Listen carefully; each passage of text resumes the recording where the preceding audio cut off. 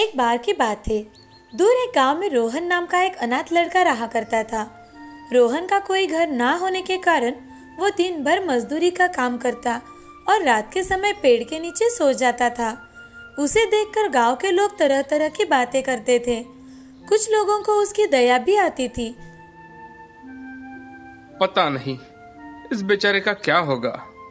बेचारा पढ़ा लिखा भी नहीं है और क्या पता इसकी जिंदगी में कभी शादी होगी भी या नहीं। लोगों के ताने सुन अब रोहन ने ठान लिया था कि वो कुछ न कुछ अच्छा करके सबकी बोलती बंद कर देगा। अब धीरे धीरे उसने अपने पास कुछ पैसे जमा कर लिए और एक छोटा सा घर किराए पर ले लिया। अब रोहन वहाँ समोसे बनाकर ट्रेन के यात्रियों को बेचा करता था।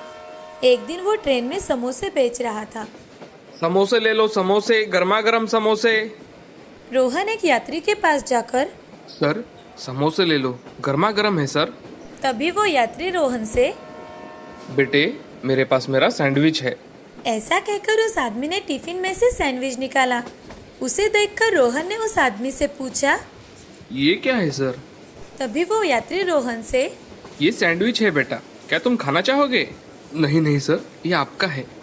उस आदमी ने रोहन के हाथ में सैंडविच दिया। रोहन ने संकोच के साथ सैंडविच खाया। सैंडविच बहुत ही टेस्टी था। वो सैंडविच की टेस्ट देखकर रोहन उस आदमी से, सर ये तो बहुत ही स्वादिष्ट है, क्या आप मुझे बता सकते हो ये कैसे बनाते हैं? उस आदमी ने रोहन की रिक्वेस्ट को मानकर उसे 2-3 सैंडविच के प्रकार बताए और उसे कैसे बनाते हैं उसकी सारी जानकारी भी बताई।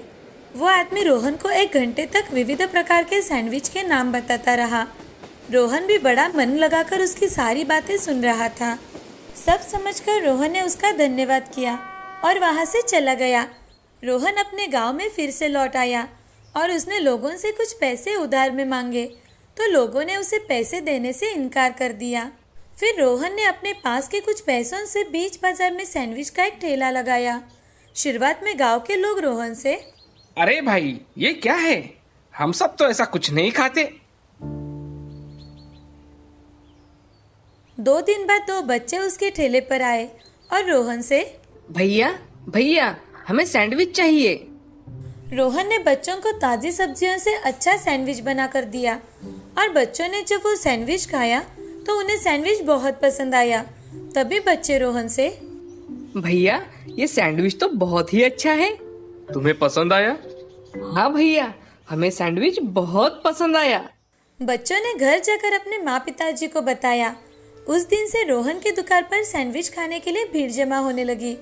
अब रोहन ने अलग अलग प्रकार के सैंडविच बनाना शुरू कर दिया और वो सैंडविच भी लोगों को बहुत पसंद आते थे। लोग बड़े चाव से सैंडविच खाया करते थे। जिन औरतों से सुबह टिफिन नहीं बन पाता था, अब वो बच्चों को टिफिन में सैंडविच खरीद कर देने लगी थी। सैंडविच सब्जियों से बने होने के कारण सेहतमंद थे। बच्चों से लेकर बूढ़े लोगों तक रोहन का सैंडविच सबको बहुत पसंद था। कुछ ही दिनों में रोहन की अच्छी कमाई होने लगी। तभी रोहन ने गांव के जरूरतमंद युवकों को ट्रेनिंग देकर उन्हें सैंडविच बनाना सिखाया और उन्हें तनख्वाह देकर आसपास के गांव में ठेले लगवा दिए। इससे उसका सैंडविच बहुत फेमस हुआ। कुछ ही सालों में रोहन ने अपना अच्छा बड़ा घर बनवाया और शादी भी की। वो अब बहुत ही खुश था। उसे देखकर गांव वाले भी बहुत खुश हुआ करते थे। मगर रोहन को हमेशा एक चीज महसूस हुआ करती थी। एक दिन रोहन खुद से, मुझे जिस व्यक्ति ने रास्ता दिखाया उस व्यक्ति का मुझे नाम तक नहीं पता। मुझे तो वो कहाँ रहते हैं ये भी नहीं पता। ये बात उसे हमेशा मन ही मन खाए जा रही थी। एक दिन रोहन शहर गया हुआ था। घर लौटते समय उसे रास्ते पर कार का एक्सीडेंट हुआ दिखाई दिया। एक आदमी सड़क पर जख्मी अवस्था में पड़ा दिखाई दिया। उसके पास जाकर रोहन, आपको ज्यादा लगा तो नहीं है ना? उस आदमी का चेहरा देख रोहन ने उसे तुरंत ही पहचान लिया। वो वही आदमी था जिसे रोहन ढूंढ रहा था। उसे उठाकर रोहन तुरंत ही अस्पताल में लेकर गया।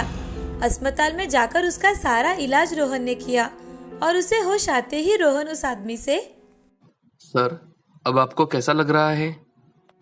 धन्यवाद बेटे, आज तुमने मेरी जान बचाई। नहीं सर, धन्यवाद तो मुझे आपसे कहना था। आपने मेरी पूरी जिंदगी बदल दी सर। सर आपका नाम क्या है? बेटे मेरा नाम नरेंद्र है।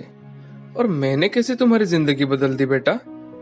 रोहन ने नरेंद्र जी को सारी आप बीती सुनाई। नरेंद्र जी भी रोहन की कामयाबी पर बहुत खुश हुए। रोहन बड़ा खुश था कि उसने नरेंद्र जी की मदद की थी। अब नरेंद्र जी भी कभी कभी अपने पूरे परिवार के साथ रोहन के हाथ का सैंडविच खाने के लिए आ जाया करते थे। रोहन को हमेशा मन में जो कमी लगती थी वो अब पूरी हो गई थी। इस कहानी से हमें ये सीख मिलती है कि सहायता सिर्फ वस्तु या पैसों से ही नहीं होती। अगर अपना ज्ञान बांटकर किसी की सहायता की तो वो भी बड़े काम आ जाती है।